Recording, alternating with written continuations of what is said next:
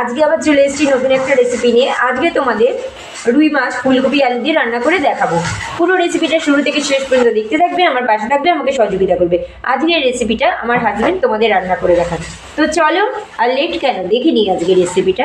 কি কি উপকরণ লাগছে এক এক করে তোমাদের আমি বলে দিচ্ছি। রুই মাছটা আমি লবণ হলুদ দিয়ে মেখে রেখে দিয়েছি। এখানে আদা আর লঙ্কাটা আমি বেটে নেব। আর আমি ফুলকপি, আলু আর টমেটোটা এখানে কেটে রেখে দিয়েছি। তাহলে এবার চলে আসি রান্নায়। তেলটা গরম হয়ে গেছে, রুই মাছগুলো ভাজতে দিয়ে দিয়েছে।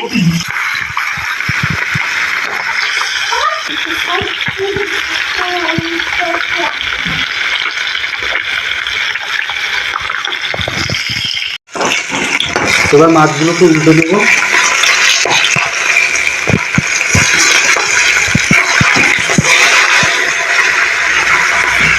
লাল লাল করে ভেজে নেবো উল্টে।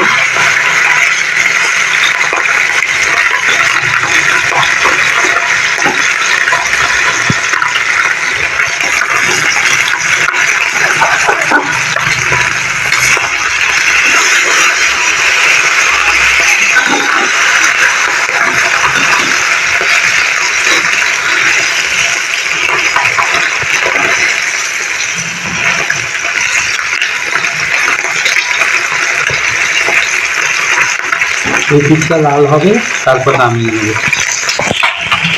দেখো আমার মাছগুলো ওইদিকে লাল লাল করে ভাজা হয়ে গেছে। এবার আমি এক এক করে মাছগুলো নামিয়ে নেব।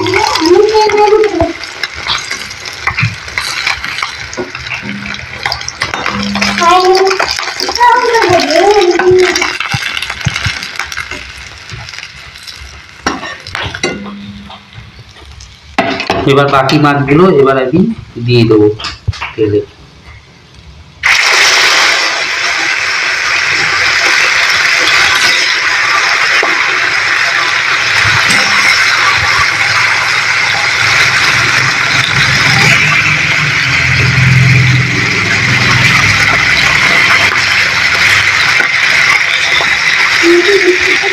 মাছগুলো হবে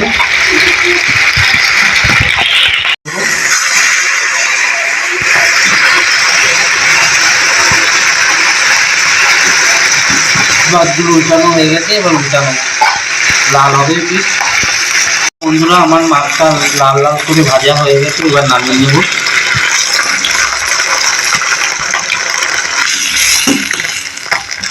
দুই পিঠই লাল হয়ে গেছে।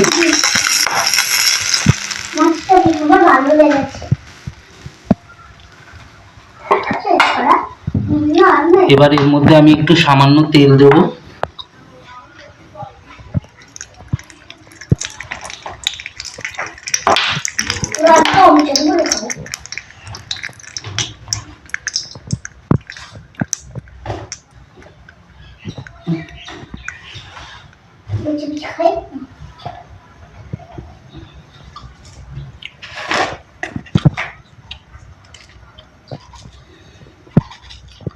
এবার এর মধ্যে জিরে ফোড়ন দিলাম।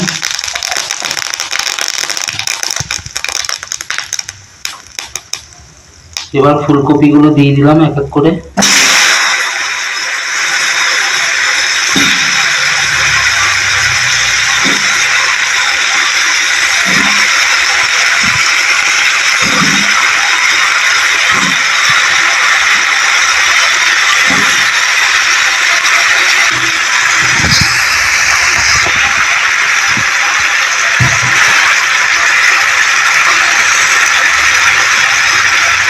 লবণ দিয়ে দিলাম।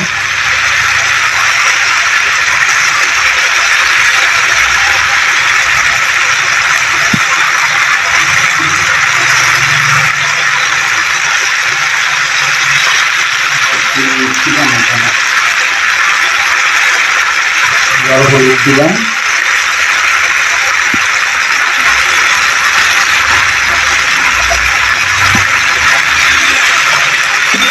এটা ভালো করে নেড়ে নেব। এটা ভালো করে ভাজা ভাজা হবে, তারপর এর মধ্যে মশলা দেব।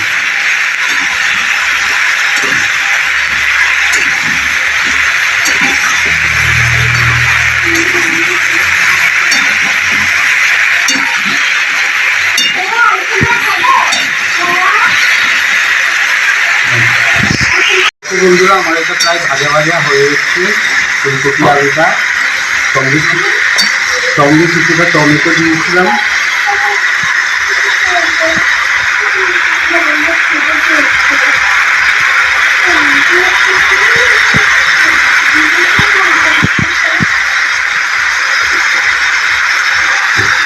এবার এর মধ্যে বেশি রাখা আদা আর লঙ্কা আর জিরে দিয়ে দিলাম।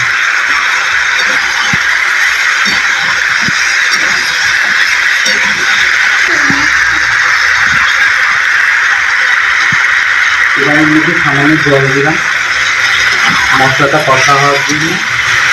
এবার মশলাটা কষা কষা হবে, যখনই মশলাটা তেল থাকবে তখনই মনে করবো এটা রান্নাটা হয়ে গেছে।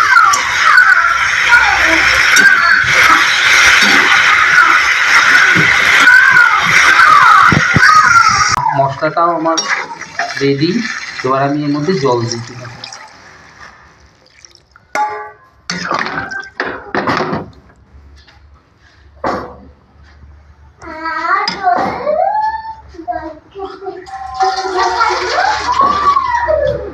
আর একটু জল দিলাম।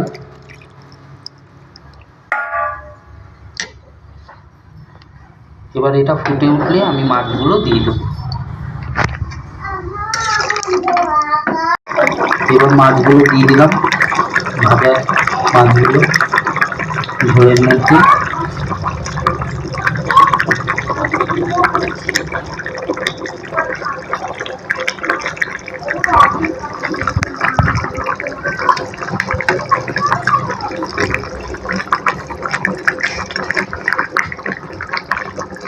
মাছগুলো দিয়ে একটু ফুটবে, ফুটলে নামিয়ে দেবো।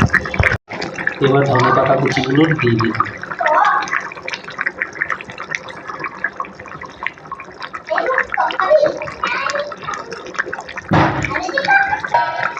এবার এটা নামিয়ে দেবো। হয়ে গেছে আমার মাছের ঝোল।